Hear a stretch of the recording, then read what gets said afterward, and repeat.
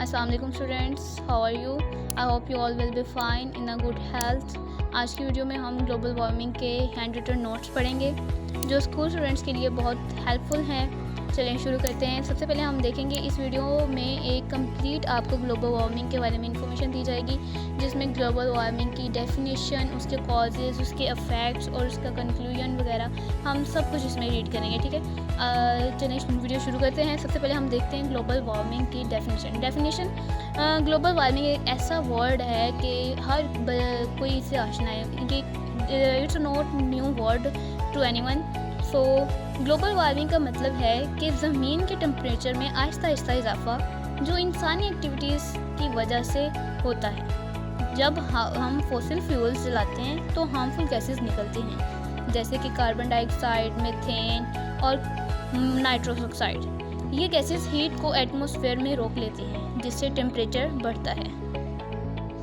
अब इसकी डेफिनेशन हम रीड कर लेते हैं। Global warming refers to the long term increase in earth average surface temperature due to human activity, specially the release of green house gases like carbon dioxide, methane and nitrous oxide.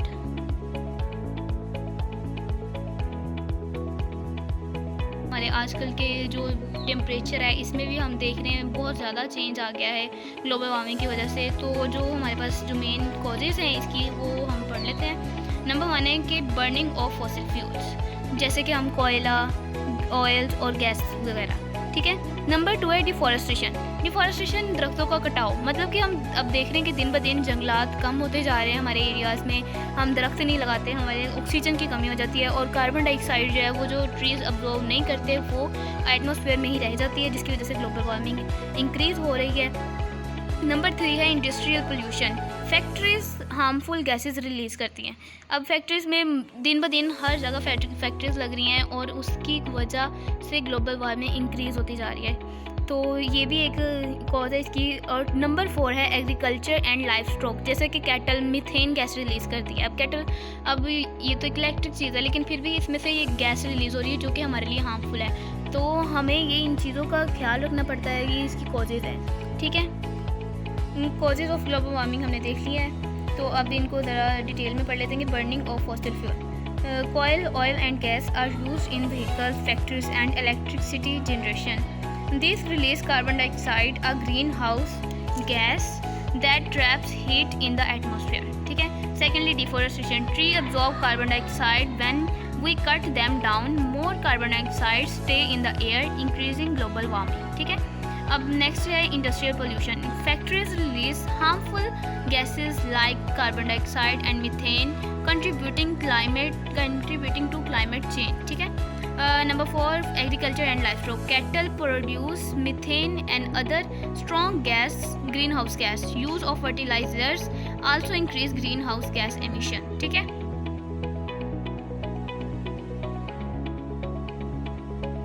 देखा कि global warming की जो causes हैं वो किस तरह की हैं और उसके ही नतीजे में जो इफ़ेक्ट्स हमें नज़र आते हैं, उसमें सबसे पहले जो है वो है टेम्परेचर राइज।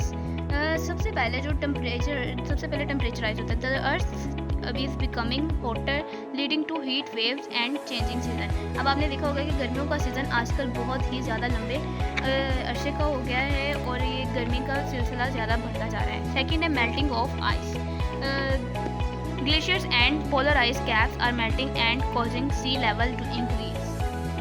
फिर वेदर पैटर्न चेंज हो जाता है। ठीक है।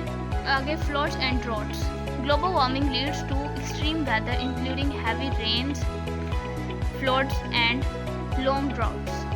फ्लड्स और ड्राउट्स का खतरा बढ़ रहा है, सैलाब वगैरह आते हैं कराची में, जैसा कि आप देख सकते हैं कि कराची में बहुत ज़्यादा सैलाब आते हैं क्योंकि वहाँ पे सी लेवल इंक्रीज़ हो जाता है। ठीक है।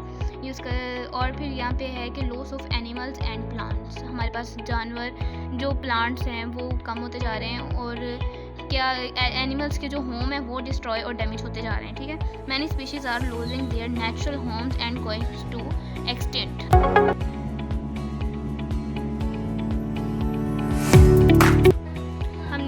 ग्लोबल वार्मिंग की इफ़ेक्ट्स भी पढ़ लिए हैं, उसकी कॉजेज़ भी पढ़ लिए हैं। तो अब हमें जैसा कि हमने देखा कि ये सब चीज़ें जो हैं हमें डेली लाइफ में नज़र आती हैं, तो हम इनको सोल्यूशन हम ढूंढ सकते हैं। ग्लोबल वार्मिंग को कंट्रोल करने के लिए कुछ इंपॉर्टेंट स्टेप लेने ज़रूरी हैं, जिसमें सबसे पहले है कि use renewable energy. Solar, wind and hydro energy should replace coal and gas. मतलब कि जो एनर्जी हम कोयल और गैस से यूज़ करते हैं, जिसकी वजह से गैसेस रिलीज होती हैं, उनको हम रिप्लेस कर सकते हैं सोलर एनर्जी से, विंड एनर्जी से और हाइड्रो एनर्जी से, मतलब कि पानी से, सूरज से और हवा से।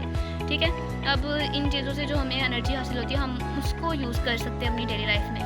सेकेंडली है प्लांट मोर ट्रीज़। हम अपने इर्द गिर्द अपने ज़्यादा से ज़्यादा जो ट्रीज़ हैं वो प्लांट कर सकते हैं, क्योंकि ट्रीज़ जो होते हैं वो कार्बन डाइऑक्साइड अब्जॉर्ब करते हैं और ये हमारे मौसम को भी ठंडा रखते हैं। Tree absorb carbon dioxide and help cool the planet. ठीक है, यूज़ पब्लिक ट्रांसपोर्ट। हमें पब्लिक ट्रांसपोर्ट का यूज़ करें ताकि पोल्यूशन कम हो, और सबसे ज़्यादा ज़रूरी स्ट्रॉन्ग गवर्नमेंट पॉलिसीज़ और इंडिविजुअल रिस्पॉन्सिबिलिटी है। ठीक है, अगर हमारी गवर्नमेंट कुछ इस तरह की पॉलिसीज़ बता देती है कि जिसमें हमें व्हीकल्स वगैरह का यूज़ कम हो जाए और हम ये इस तरह की गैसेस वगैरह ना यूज़ करें, तो ये एक अच्छा इनिशिएटिव होगा गवर्नमेंट की तरफ से। अगर वो ले तो हम अगर गवर्नमेंट इस चीज़ में इनिशिएटिव लेती है तो इट्स अ गुड साइन कि हम अपने प्लैनेट को सेव कर सकते हैं, उसे कूल रख सकते हैं। Recycle and reuse help in reducing waste and conserving energy. Strong government policies last should be made to reduce pollution and protect nature. ठीक है,